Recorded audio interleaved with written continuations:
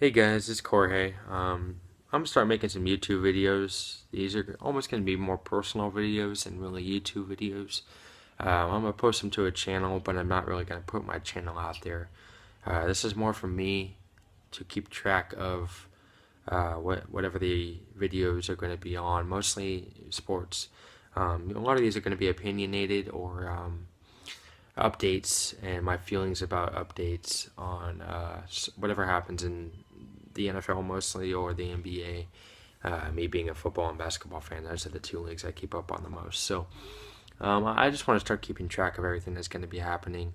I found myself looking back in past drafts or big decisions or trades or um, postseason moves or past experiences, and I kind of forget what happened or how I felt back then. So I'm gonna keep track of these, and I'm gonna keep uploading them. And if people catch wind of it and they start liking what they're hearing, maybe eventually this could turn into something else. But for now, it's more personal than really about YouTube. That being said, I am really into the 2016 NFL draft right now. I'm a Miami Dolphin fan, as you can see. I do not live in Miami. I actually live in Oregon. Long story short, in my family, you're either a Dolphins fan or a Cowboys fan. I don't like the Cowboys, so I'm a Dolphins fan. Um, and that being said, again, Miami actually traded down in this year's draft. We were at number 8, now we're number 13. And I was okay with the trade down. I think that we picked up two starters, and Kiko Alonso and Byron Maxwell. Both of them are coming off of pretty crappy years. Kiko Alonso's is more injury based than performance, although he did underperform when he was on the field as well.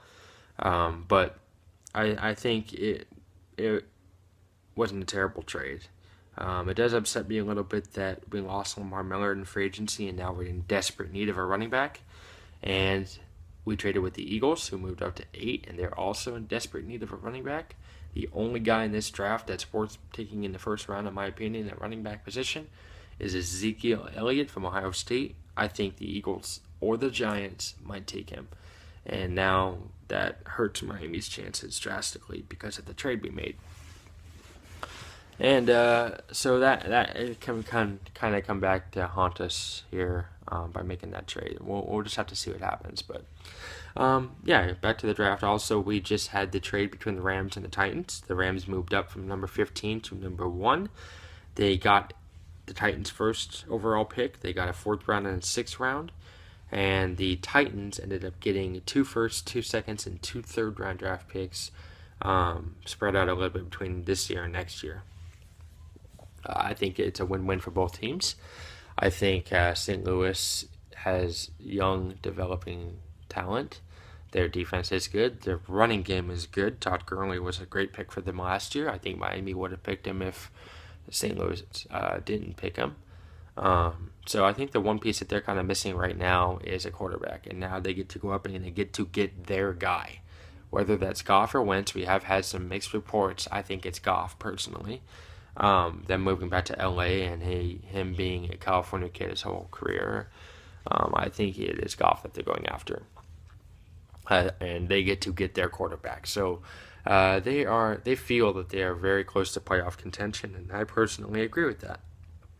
They do need some other weapons around him, but there is still a few receivers out in free agency, Anquan Bolden being one, and who knows, maybe they pick up a 4th round player and he ends up being decent. We don't know. So we'll see what happens there. But I think St. Louis came out a winner there, but I also think Tennessee came out a winner, and I think Tennessee came out a bigger winner here. I did not think they were going to get a ton of value for the first overall pick this year, just because everybody knew they did not need a quarterback. So there was no risk of that first overall pick being a quarterback. So I did not think that they were going to get as much value as they did. The general manager for the Titans did a good job in this trade. They have a ton of stockpile picks now. They'll be able to add a lot of depth and talented players in their roster, which obviously they need, being that they were the 2nd pick last year in the draft and they were the 1st pick this year. They need a lot of help in a lot of different positions, and now they're going to be able to fill some of those. That's kind of what the Rams did back when RG3 went to the Washington Redskins, because the Redskins traded a ton of picks to St. Louis. So I think both teams win on that regard. There are some teams that kind of get hurt and helped by this. I think Cleveland gets hurt drastically because now they might not get the quarterback that they wanted. As well, if they're looking to trade down, the value will not be as much because for the exact same reason. Whoever trades up to number 2 might not get the quarterback that they originally wanted. So the value of the pick itself is less, and Cleveland, if they do stay there, might not get the quarterback that they wanted.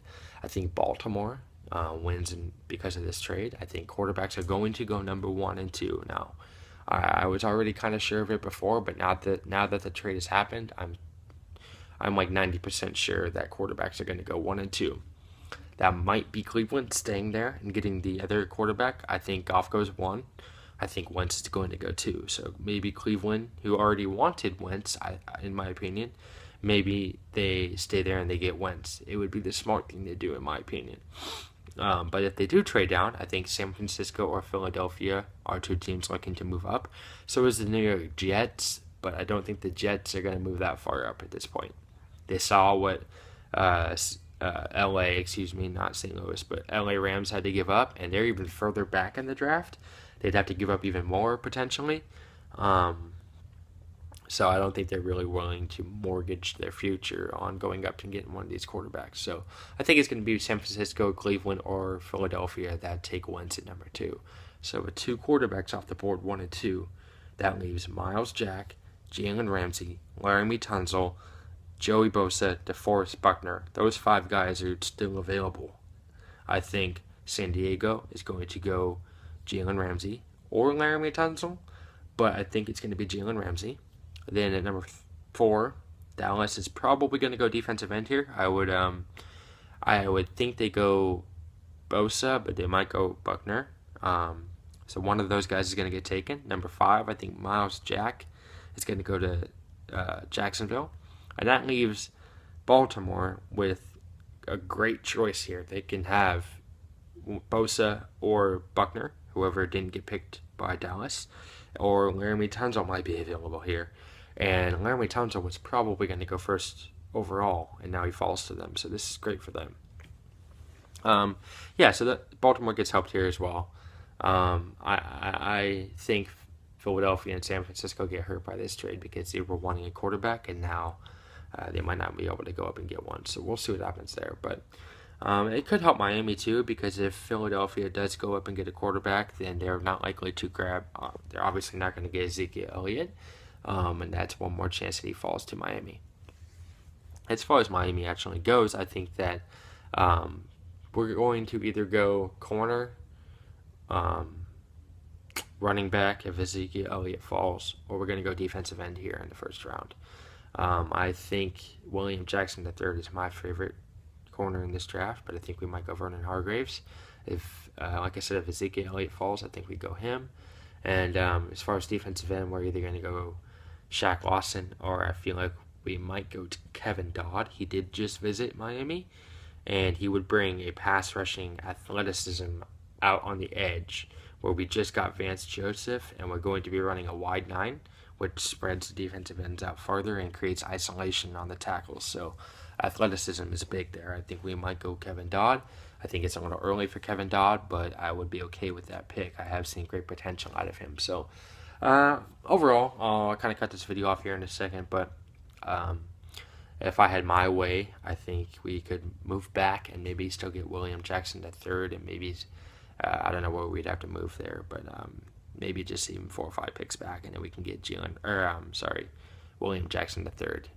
I think he'd be a great fit in Miami. So I hope we do something like that, but I would not be mad at all if we got Ezekiel Elliott, Vernon Hargreaves, or if somehow we stuck there and got Shaq Lawson, that would be okay too, or Kevin Dodd. I hope we move back if we go for Kevin Dodd, but those are how I'm kind of feeling right now, as of now, and obviously the draft is in 2 weeks, so things are going to change, and we'll see what happens there. But that's pretty much it for this first video. I might come out with a mock draft here in the next week or so. I might just do Miami as a mock draft. I might do the whole first round, so we'll see what happens. But so I'll talk to you guys later. Future Corey, if you're actually the only one looking back on this, that's perfectly fine, and I'm happy with it. But this is what happened right when the Rams kind of made this trade here in the 2016 NFL Draft. So, good, go Dolphins.